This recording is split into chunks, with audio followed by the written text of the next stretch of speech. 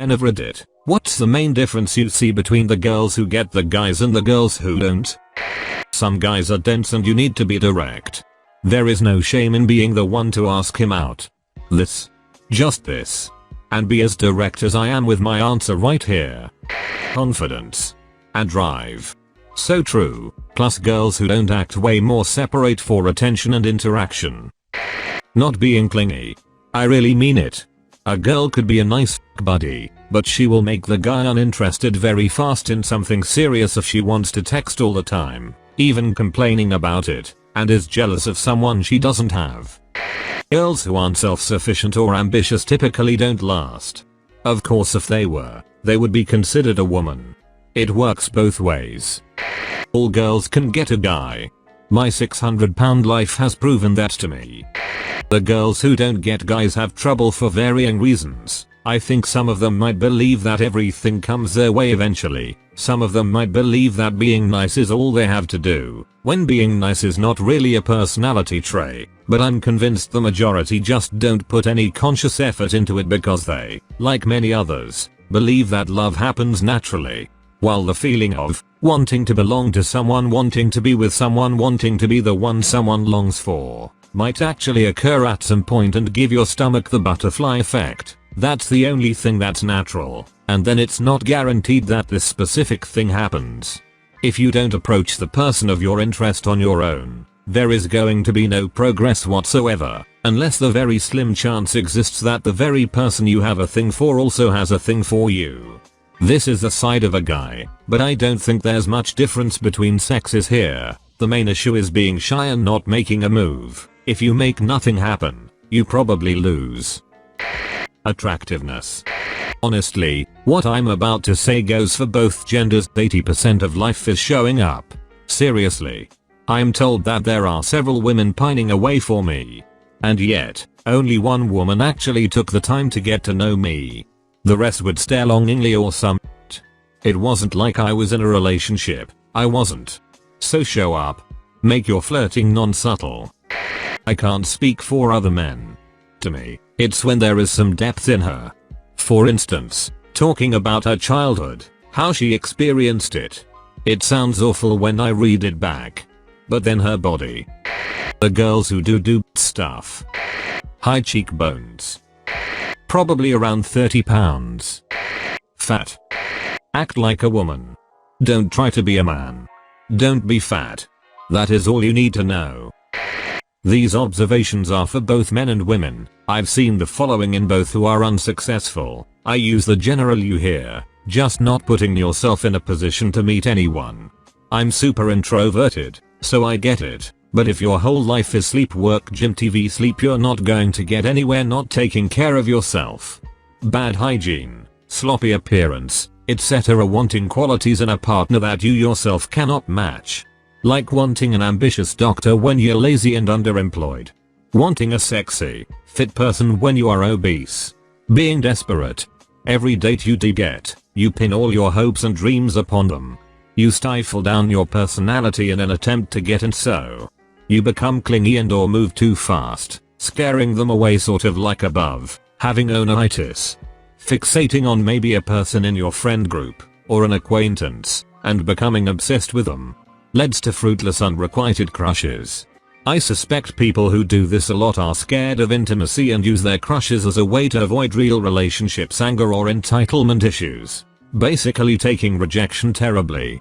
Rejection sucks, but resist sending that DM calling someone a or an asshole if they won't go out with you. You're only confirming their decision to reject you as the correct one, becoming angry at your preferred gender and painting them all with the same brush. After a run of bad luck, it's easy to be like, men are pigs or women are shallow whores. But this bitterness is unfair and holding you back. I would say, all too often, basic hygiene is a very big difference between the two groups. Self-care is so important, and I for one am not ever going to be romantically interested in a man I may be forced to mother to get him to groom himself. I know a guy who is extremely handsome from most people's perspective. The tall athletic type. But he gets rejected because he just flat out stinks. He smells awful and nobody wants to be around him for too long. Dang. If you're at the level of friendship where you can suggest it, have him cut out likely dietary causes. I had a friend who started drinking kefir and immediately started smelling like several dead cows stacked in a pile. We had an anti-kefir intervention and he's gone back to smelling like a regular man. I would rather continue drinking kefir and lose all my friends. I live for that. What's kefir? I'm single. I can afford to stink for a while. Fermented milk rich in probiotics, like 6 times the amount as yogurt. Picture a kinda sour drinkable yogurt. That's kefir.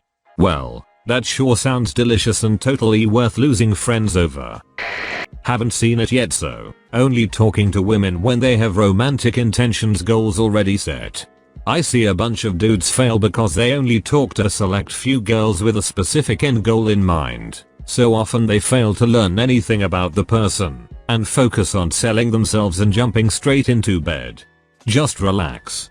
If you talk to 10 girls like normal human beings, you might find a spark with one of them, but if you limit yourself to the few girls you imagined a spark with, you'll be much less successful.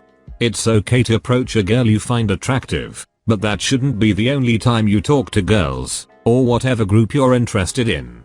I know people who pretty much met people through other friends. If you have a healthy mix of male and female friends, you're more likely to meet someone that way. It is a worry for women to end up with an abusive person, so having good attitude around other women is a good safety sign. Any date who gets jealous of your friends who are women isn't worth dating either. My wife was a friend of my roommate's girlfriend. I happened to see a picture of her and went nuts, asking for a blind date. Worked out okay. That's so sweet.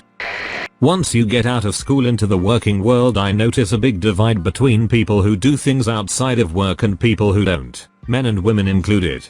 So many people, I've been guilty myself, just let themselves become very boring. People who find them doing an activity, hobby, whatever. You have to put yourself in a position to meet a like-minded person, which means if all you do is go to work, go to the gym and not talk to anyone, and play men's beer league sports, you are not going to meet many eligible women. Also, let your freak flag fly. If you love gaming or Game of Thrones or sock puppets, don't hide it when looking for a partner. Trying to be cool or normal comes off boring. Look for events where you'll meet other people who love the same thing. And online dating is a great way to meet people. So many people still think it's for losers. Nope, being single when you want to have someone and doing nothing about it because you're too cool is for losers. OMG this. So many boring people out there. My favorite thing to ask people when out at bars meeting new people is to ask what they do for fun. Can get a big look into their world by what they do for fun. Not trying to argue, but that might be the wrong question to ask. I love photography and I can bore you to death talking about it. But that's not what I would answer if you ask me what I do for fun. What would come to mind is something that I do to unwind when I'm stressed out, which is watch movies and even Reddit and do nothing all day. Photography is so taxing. The planning, the actually going out and walking miles and miles, the editing. I don't see it as fun. I do love it immensely though. Successful guys are comfortable being their own person and actively willing to listen and interact with girls as individuals as well. No generalizations. Girls are not puzzles to be solved. I feel like the best friendships and relationships I've had are with guys that were simply willing to share their own thoughts and listen to mine in return. Oh god, so much this. If you're asking what do women want or what do women like, or women love this look music activity, don't they, then you're already on the wrong foot. Find out what the particular individual woman you are currently talking to likes, wants. There is nothing less sexy than being told what music you like by a guy you've just met, based on his stereotypes of the half of the population that share the same genitalia as you. Especially if you've already told him what you like and he didn't even listen, because he already knows, because he's seen women dancing in clubs so he knows what music women are into. Just using music as an example of something someone has said to me, but it works for literally anything. And more importantly, if you find out a woman likes only music activities you actively don't like, that isn't a sign you need to change your whole personality to match that person. It means give those a shot if you'd like, but if you still don't like them, you two might just not be a match, no matter how hot she is. It's also not a sign to try and change her. By all means introduce her to things you like to see if she likes them. That's always nice. But if it's unsuccessful and you feel like you can't be intimate with someone who's into music activities that you actively despise and look down on a person for, then it's not meant to be.